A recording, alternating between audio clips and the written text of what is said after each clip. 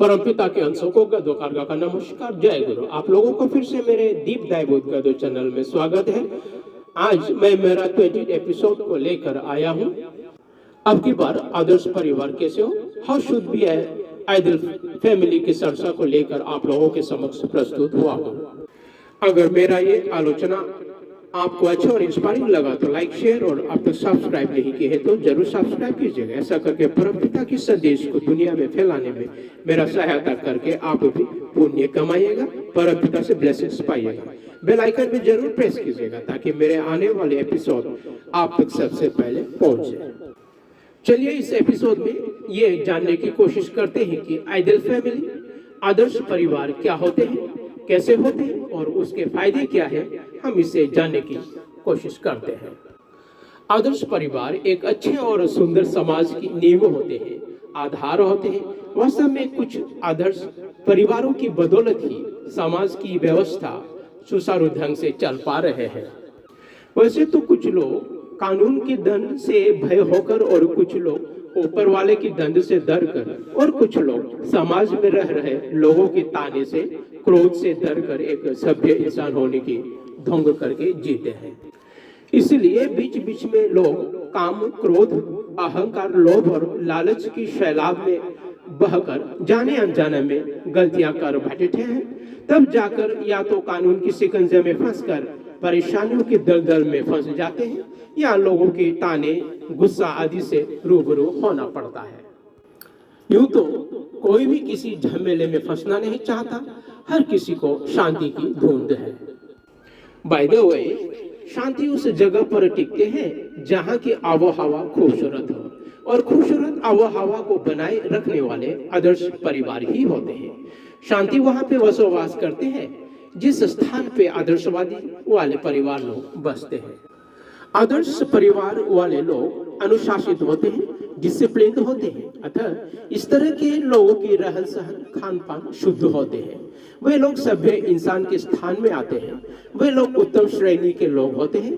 वास्तव में ज्यादातर लोगों को ये फर्क ही नहीं पड़ता कि वे लोग किस स्तर के जीव हैं।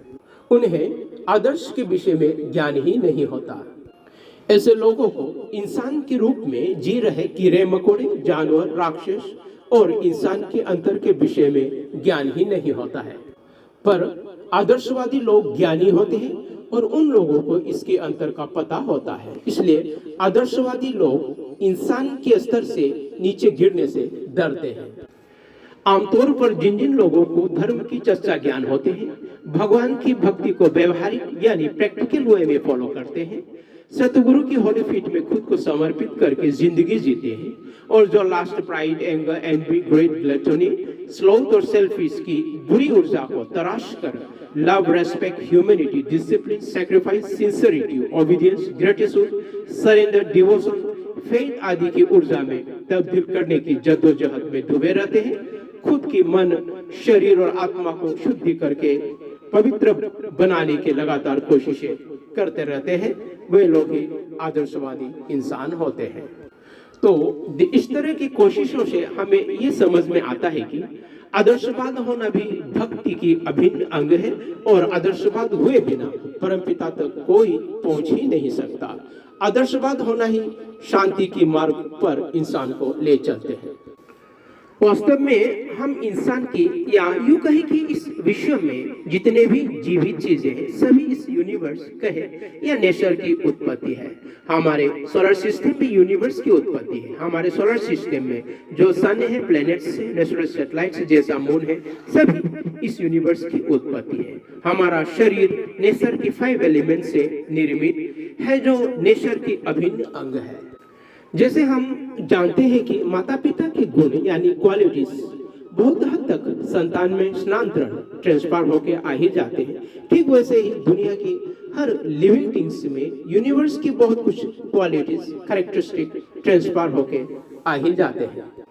तो हम अपने सोलर सिस्टम की काम करने के ढंग को देखते हैं तो उसकी हर गतिविधि में unconditional love, respect, devotion, discipline, sincerity, obedience, service, patience, surrender, sacrifice, honesty, perseverance, purity etcetera मौजूद रहते हैं, जो कि आदर्श की निशानियां हैं। सूरज को सोलर सिस्टम की भगवान माने तो भी गलत नहीं, हमारे धरती को माँ और चांद को पिता माने तो भी गलत नहीं, क्योंकि सूरज अपने सोलर सिस्टम के प्लैनेट्स और सैटेलाइट्स को अपने चुंबकीय शक्ति के अधीन में कंट्रोल में रखकर अपना अपना ड्यूटीज एंड रिस्पॉन्सिबिलिटीज को निभाने देते हैं।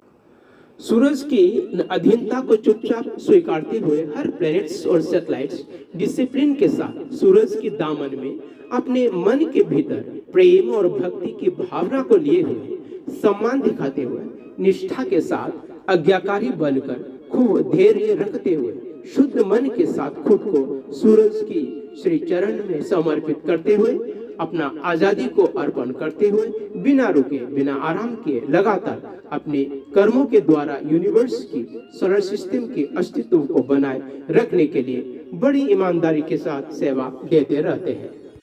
हमारे सोलर सिस्टम एक आदर्श परिवार के उदाहरण को दर्शाते हैं, जिसे सूरज को अपना भगवान या गुरु मानकर दूसरे प्लैनेट्स के साथ साथ हमारे धरती माँ भी गति में मूवमेंट में रहते हुए अपना ड्यूटीज एंड रेस्पॉन्सिबिलिटीज को निभाते हैं।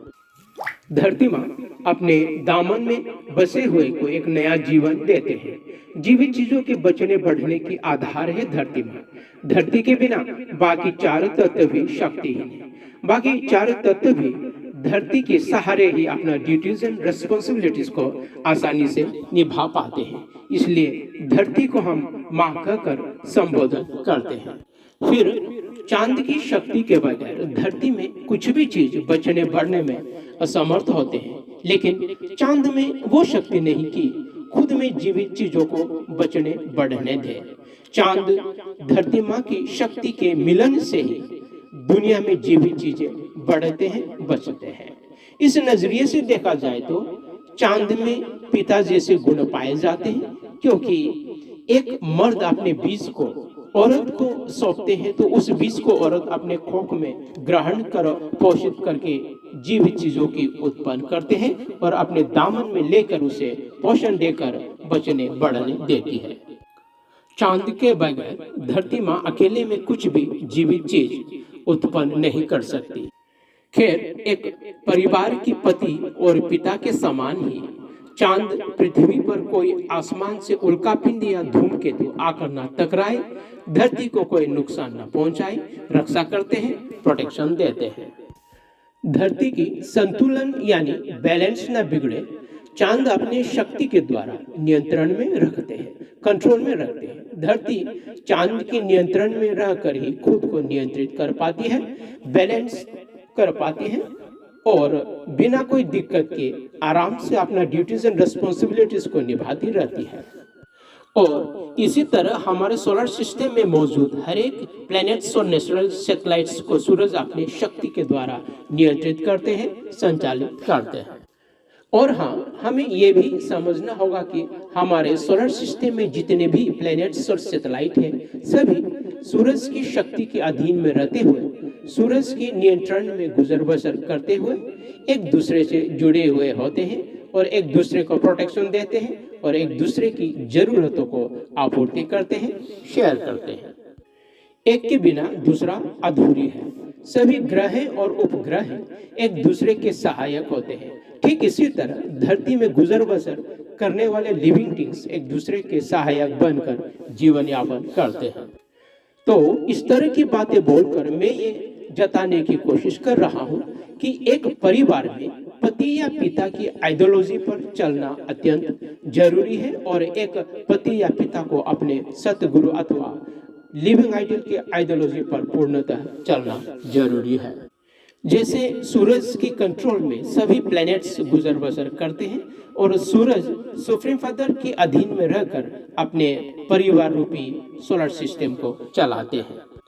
पत्नी चूंकि अर्धांगिनी होती है, इसलिए पति पत्नी दोनों की पूज्य माने हुए यानी जिसकी उपदेश या आइडियोलॉजी को लेकर चले, ऐसे सतगुरु या इष्ट की नितांत ही जरूरत है।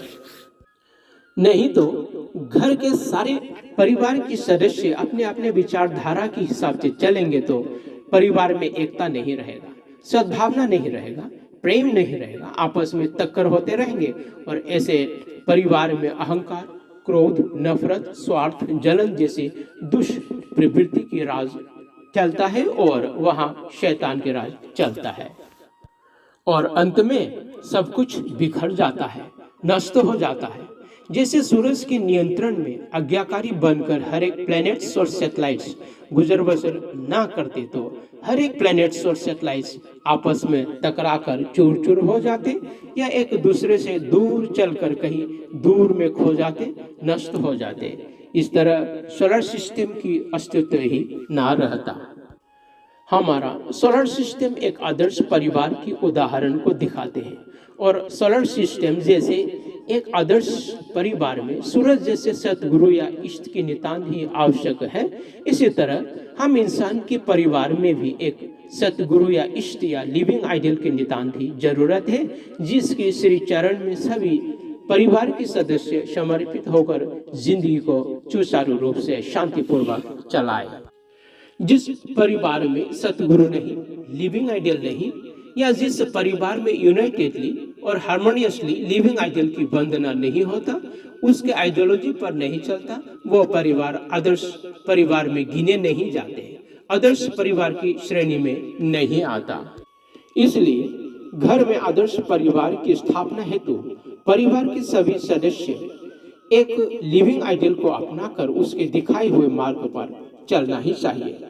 जैसे हमारे सौर मंडल सूरज की देखरेख में अपना धर्म और कर्म को बिना कोई आपत्ति के शांतिपूर्वक निभा रहे हैं, इसी तरह एक आदर्श परिवार अपना ड्यूटीज एंड रिस्पॉन्सिबिलिटीज को अपने पिता या पति की देखरेख में निभाते हैं और पिता या पति अपने सतगुरु या इष्ट की देखरेख में अपने परिवार को चलाते हैं।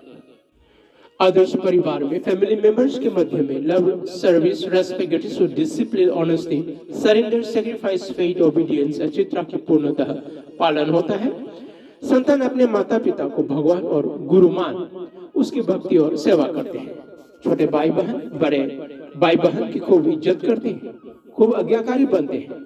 बड़े भाई बहन कैसे भी हो, छोटे भाई बहन अपना धर्म यानी बड़ों की सम्मान करना, आज्ञाकारी बनकर रहना कभी भूलते नहीं।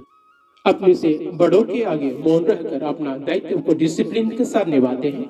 जहां पत्नी और छोटी की आवाज ऊंचा हो, बोलबाला चलती है, जिद्दिया मनमानी चलता हो, वो आदर्श परिवार की श्रेणी में नहीं आता। आदर्श परिवार में संतान माता पिता कैसे भी हो, उसकी हिसाब किताब किए बिना माता पिता के प्रति अपना ड्यूटीज एंड रिस्पॉन्सिबिलिटीज को निष्ठा के साथ निभाते हैं और बड़े सदस्य लोग छोटे को प्रेम और प्रोटेक्शन देना नहीं भूलते। मेरे साथ बने रहने के लिए आपको बहुत बहुत धन्यवाद। जय हिंद, जय भारत।